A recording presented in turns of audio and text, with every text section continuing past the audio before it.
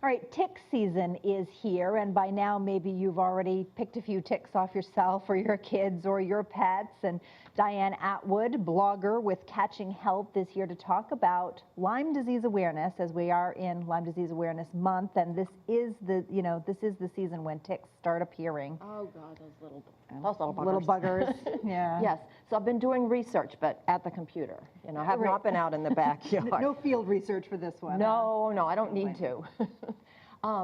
But did you know, one thing I found out is more people are infected right in their own backyards. You don't have to hike the Appalachian Trail to find ticks. They're a good point to be made. Yes. Yeah.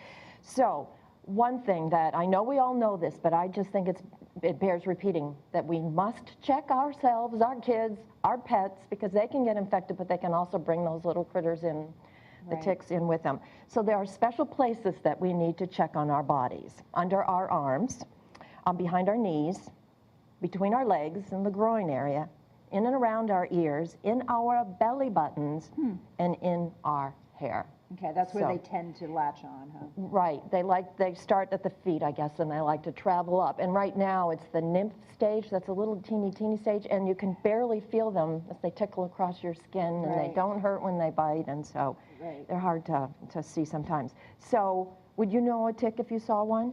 I do, because I've done some stories on Lyme disease. So yeah, I do know what they look like, but there are different types of ticks in this area, right? Right. So we're interested in the deer tick, and it's also called the black-legged tick. That's an adult tick.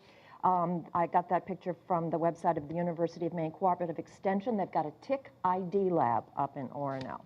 Quick story.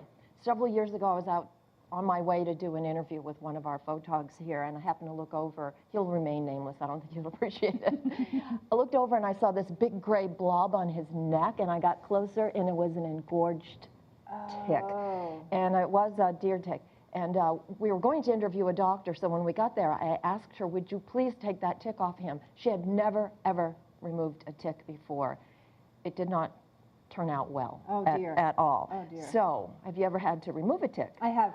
From our cat actually gets them, and you bring up a good point. Is once they get engorged, they turn kind of a grayish color, so it becomes a little more difficult to identify them once they're engorged. Right, and I would think it would be harder to get them off without them sort of puncturing. Yeah. But you're supposed to use pointed tweezers, grasp the tick close to the skin, and you're supposed to pull gently upward until the tick lets go. Right, straight out from the skin, right? Right, so that's the best case scenario. Right. You can also use a special tick removal spoon. So I've written 2 blog posts on my Catching Health blog that are loaded with useful information. One of them is how to recognize a deer tick and how to protect yourself against Lyme disease. Lots of information, as I said. It also includes a tick identification card from Mainly Ticks, and a direct link to that tick ID lab in Orono if you want an expert to identify your tick.